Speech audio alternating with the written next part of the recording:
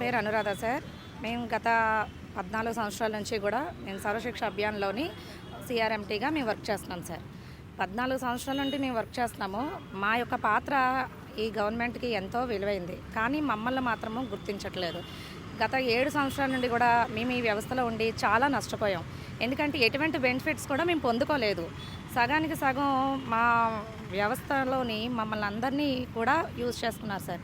కానీ ఎటువంటి కూడా మాకు అందలేదు.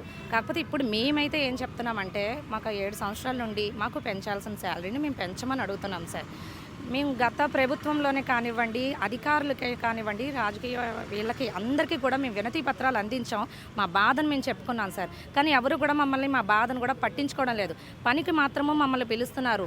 ఈ పాఠశాల విద్యాశాఖలోని సిఆర్పీలు ఉండాలి, వీళ్ళే పని చేయాలి, వ్యక్తిగతంగా కూడా వీళ్ళు ఎంతో ఇంపార్టెంట్ అని చెప్తున్నారు సార్. కానీ గ్రౌండ్ లెవెల్లో చేస్తూనే మేము చాలా కష్టపడి చేస్తున్నాం సార్. కానీ ప్రభుత్వానికి ఏంటంటే అసలు సిఆర్పీస్ అన్న ఒక గుర్తింపు అయితే లేదు సార్.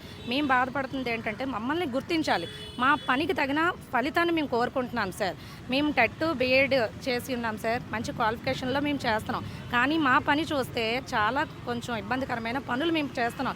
ఎందుకంటే గవర్నమెంట్ గుర్తిస్తుంది, మా కష్టానికి తగిన ప్రతిఫలం ఇస్తుంది అని మేము ఆశిస్తున్నాం సార్. కానీ ఎటువంటిది కూడా ఇవ్వకపోయేసరికి మేము చాలా నిరుత్సాహపడ్డాం.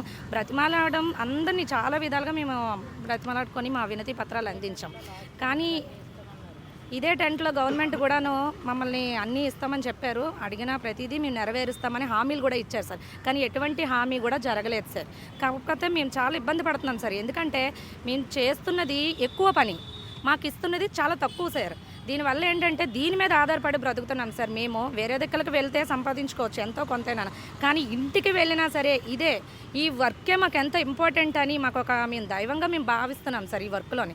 కానీ అధికారులు ఏంటంటే కొంచెం మమ్మల్ని గుర్తించి మా కష్టానికి తగిన ప్రతిఫలం ఇవ్వమని మేము వేడుకుంటున్నాం సార్. ఎటువంటి బెనిఫిట్స్ కూడా లేవు సార్. ఒక ట్రావెలింగ్స్ కానీ, ఒక ఫోన్కి సంబంధించి నెట్ కానీ, వర్క్ అంతా కూడా సిస్టంలో చేయాలి, ప్లస్ ఫోన్లో మేము ఫాలోఅప్ చేస్తూ ఉండాలి సార్.